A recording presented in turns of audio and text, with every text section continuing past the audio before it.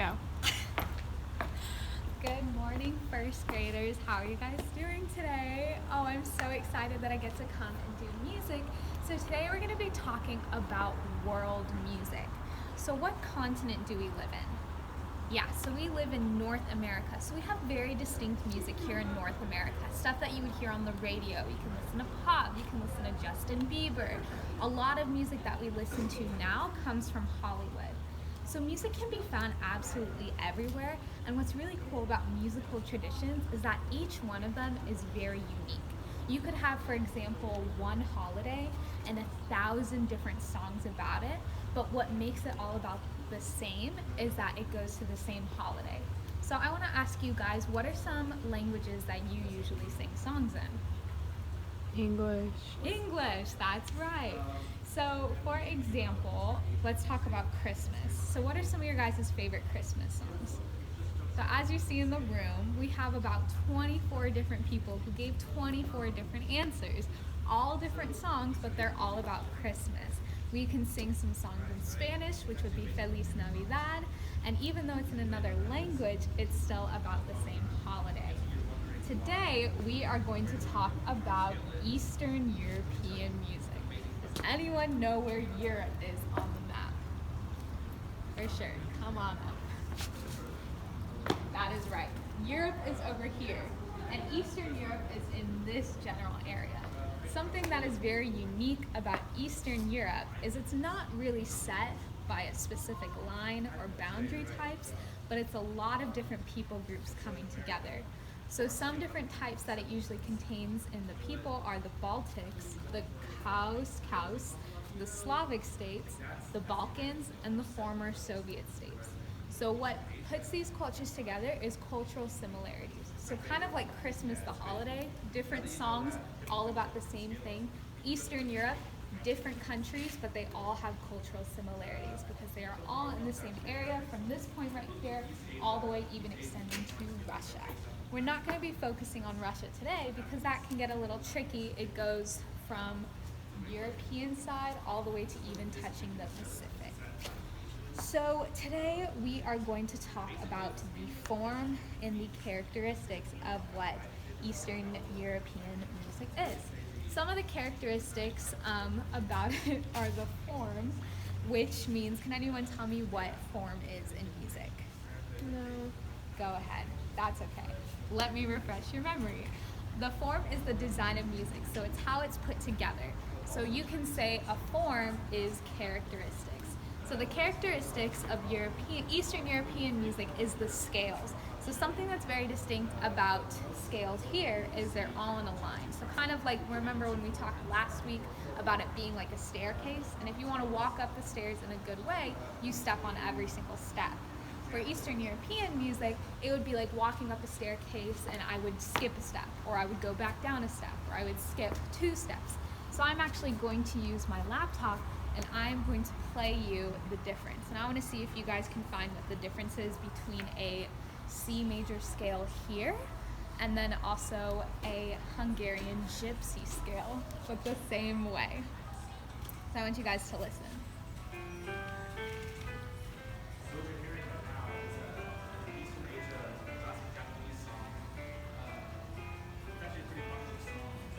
So that is one way, and this is what you would call a Hungarian gypsy scale.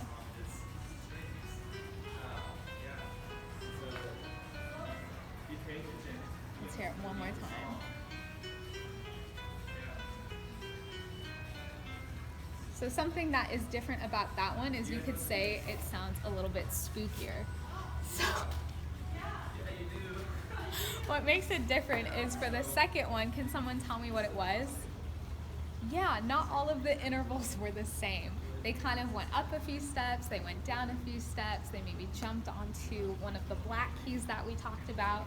And now we're going to talk about modes. So modes are a series of related notes with specific intervals. The C major scale has notes each related to the C note, while in Eastern Europe, all the notes are all over the place. So it would be like me coming in and just playing a whole bunch of keys on the piano. That would be what it would be most related to. Something else that is really distinct about it is a mixed meter. So the most common meter is called the aksa, which is a Turkish word that means limping or stumbling. So something that is distinct about the Eastern European meter is like going up the stairs. If you skip a step, you would probably stumble or you would fall. That is what a meter is kind of like over there. So if you're listening to Polish music, which we'll kind of listen to later, you'll notice that it's not like going up a staircase, but it would be like running up the stairs and then maybe falling back down them. I'm gonna edit this. How much time am I at? 5:30. You're actually kidding. You're halfway done. Okay. So what I'm gonna do right now is I am going to play a Polish song. So Poland is a country that is in Eastern Europe, and this is one of the folk songs from Poland. And so I want you guys, so I'm gonna play it, a little snippet of it, I'm gonna play it 3 times for you. The first time you're gonna listen and you're gonna tell me some of the characteristics about it. Like, was it bright and lively? What was the energy? Did it seem to go upward on the scale? Did it seem to go downward? The second time, we're gonna talk about types of instruments that you guys might have heard in the song. And the third time, you guys are gonna try to find the beat. So here we go. You can look at this very pretty castle that is also in Poland, and this is Polish folk music.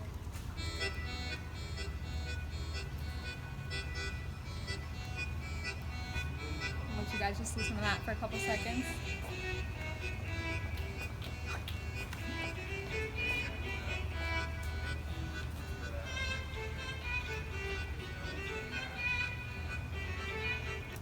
Awesome. So I'm going to give you guys about 15 seconds to talk to your neighbor and tell them about what kinds of characteristics of the music you heard. Go ahead, I'll give you guys 15 seconds. I heard a repeating sound. I also heard some high-pitched sounds.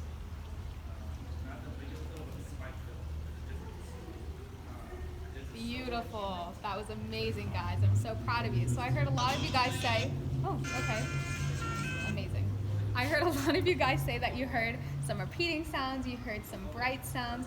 I'm going to play you another snippet, and this is Polish Slavic music. So a lot of Eastern European music, it all mixes together. So it's not just one country, it could be 3 different countries all together. And so I'm going to play this, and I want you guys to tell me what kinds of instruments you think you hear behind it. So.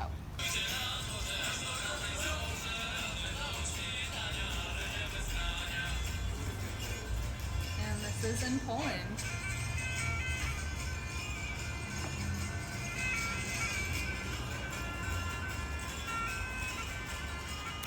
Amazing. So can someone tell me what might be one instrument that they heard? Guitar. Yeah, we heard guitar. There's some violins in there, some strings. So I'm going to show you guys some pictures of some of the instruments that they use. So this is called a kaval. So what does that kind of look like that we've been playing in class? Recorder. A recorder. Good job, Bailey. See me after class for a sticker. And so this might be the Eastern European version of a recorder. It makes a lot more of a bright noise, and it also can be more resounding. This right here is called a cymbalum. And what does that look like? It just looks like almost like a harp, but lying down. The saz is a little bit of like a guitar, and I'm gonna play you some different sounds. So this is what you would call a Macedonian gaida right here, and you're gonna hear how this sounds. We don't have these in America, do we, you guys? No. No.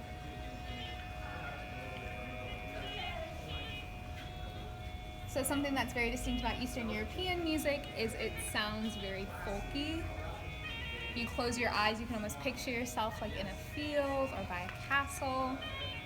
Very long notes, so not a whole lot of quick notes together, but they all blend together. Another instrument this is called the doumbek. Can you guys say doumbek? Doumbek. So doumbek is a type of drum. It's used in a lot of street music. So this man right here is apparently the best doumbek player in the world.